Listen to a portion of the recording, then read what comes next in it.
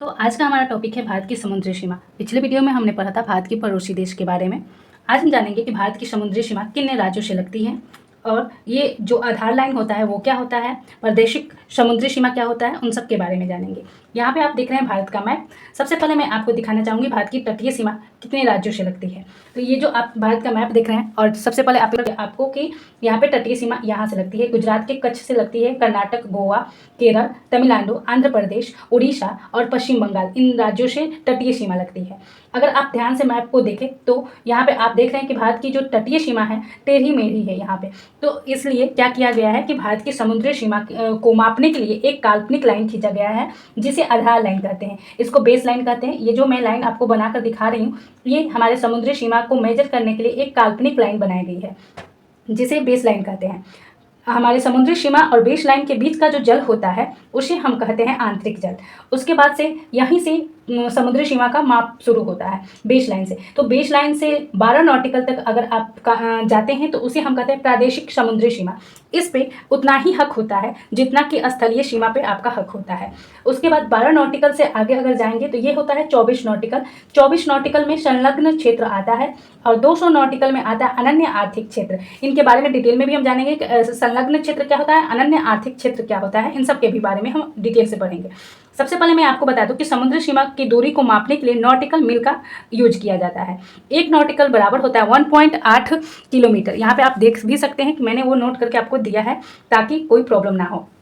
यहाँ पे आप देख रहे हैं भारत का मैप। उसके बाद हम जानेंगे कि आधार लाइन किसे कहते हैं। तो तट और आधार लाइन के बीच के जल को आंतरिक जल कहते हैं। ये मैंने पहले बताया, ये हमारा तट है, भारत की समुद्री सीमा का तट है और यहाँ से ये जो लाइन खींचा गया ये आधार है। तो ये इन दोनों के बीच का जो जल होगा आंतरिक जल कहलाएगा। आधार लाइन किसे कहते हैं तो यह एक टेढ़ी मेढ़ी तट को जोड़ने वाली काल्पनिक रेखा को आधार लाइन कहते हैं। उसके बाद जानेंगे 12 नॉटिकल प्रादेशिक समुद्री सीमा होता है तो उसे क्या कहते हैं। तो यह मुख्य भूमि जैसा ही अधिकार होता है, जैसे कि आपका अधिकार इस एरिया में है उतना ही अधिकार आपका प्रादेशिक समुद्री सीमा पे भी रहेगा 12 नॉटिकल तक। और संलग्न क्षेत्र में हमें टैक्स देना होता है और हम साफ सफाई भी कर सकते हैं, ये साफ सफाई करने का अधिकार होता है। जब 200 नॉटिकल हो जाता है अनन्य आर्थिक क्षेत्र जिसे कहते हैं तो उसमें हम अपना आइलैंड बना सकते हैं, रिसर्च सेंटर बना सकते हैं और इसमें परीक्षण करने के लिए कोई भी टेस्ट हम लोग कर सकते हैं और यहाँ पे कोई कर और नहीं देना पड़ता है। अब हम जानेंगे कि जो समुद्री सीमा का तट होता है उसे किन किन नामों से जानते हैं। यानी अगर ये कच्छ और दमन के बीच के एरिया का क्या नाम है तो इसे हम कहते हैं काठियावाड़ तट कहते हैं, जो कि कच्छ से लेकर दमन तक का एरिया होता है। दमन से लेकर गोवा तक के एरिया को कोंकण तट कहते हैं और गोवा से लेकर और कर्नाटक तक के एरिया को कन्नड़ तट कहते हैं और कर्नाटक से लेकर यहाँ आप देख रहे हैं केरल तक के तट को मालाबार तट कहते हैं। यहाँ पे आप देख रहे हैं जो ये एरिया है ये तमिलनाडु का एरिया है। तो केरल से लेकर तमिलनाडु तक के एरिया को कोरमंडल तट कहते हैं और उड़ीसा के तट को कहते हैं उत्कल तट। उसके बाद पश्चिम बंगाल के तट को कहते हैं बोंगल तट।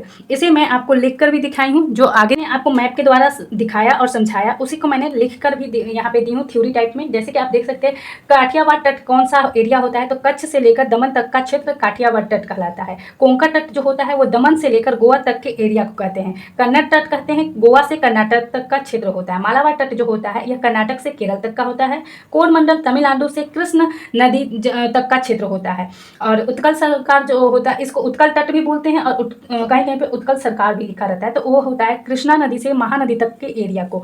बोंगल तट जो होता है महानदी से हुगली नदी तक के तट को कहते हैं।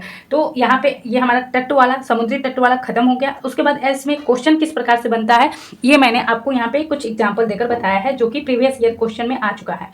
जैसे आंध्र प्रदेश और तमिलनाडु के तट को क्या कहते हैं तो कोरमंडल तट कहते हैं। कौन सा तट पश्चिमी तट का भाग नहीं है, काठियावाड़, कोंकण तट, मालाबार और कोरमंडल। तो कोरमंडल तट नहीं है।